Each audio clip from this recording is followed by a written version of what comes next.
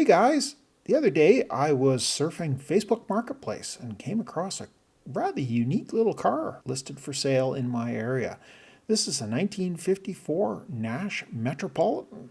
Follow along while we do a little summary of the history of the car, and then I'll show you the example that I found for sale. Small, stylish, and ahead of its time, the Nash Metropolitan was America's first subcompact car. Built in an era of big fins and bigger engines, this little import succeeded by going small. In the immediate post-World War II era, American automakers focused on making bigger and more powerful cars. George Mason of the Nash Kelvinator Corporation saw an underserved opportunity, a second, smaller car for the nuclear family, one for commuting, shopping, and city driving. In 1949, Nash unveiled the NXI concept car.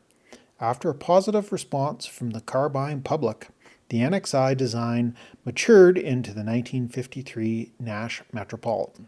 To save on development and manufacturing costs, Nash struck a deal with the Austin Motor Company to build the car using a British drivetrain and engine and the infamous Lucas Electrics. With its small size, colorful two-tone paint schemes, and thrifty 1.2-liter and later 1.5-liter engines, the Nash Metropolitan was one of the first cars marketed towards women.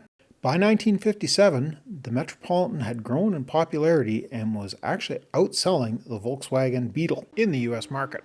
By 1962, the design was starting to become a bit dated. With compact cars coming online from the big Detroit 3, the final Metropolitan rolled off the assembly line after nearly 95,000 units being produced.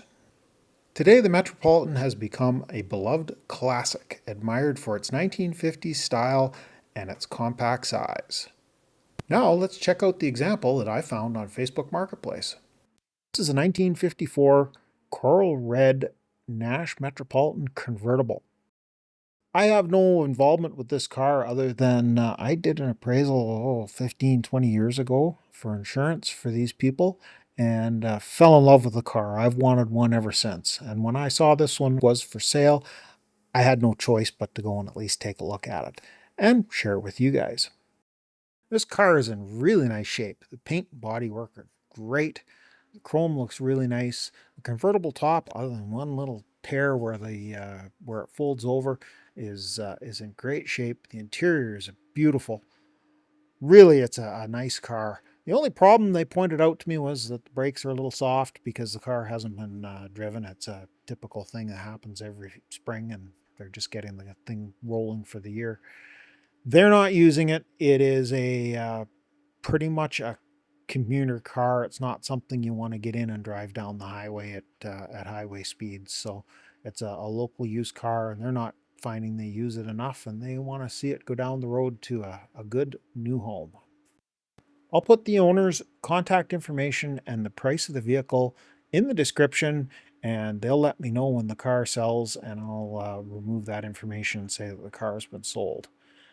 I'm not making anything off of this. This is just a bit of a favor for someone that, I guess you could say, kindled my interest in these cute little vintage cars.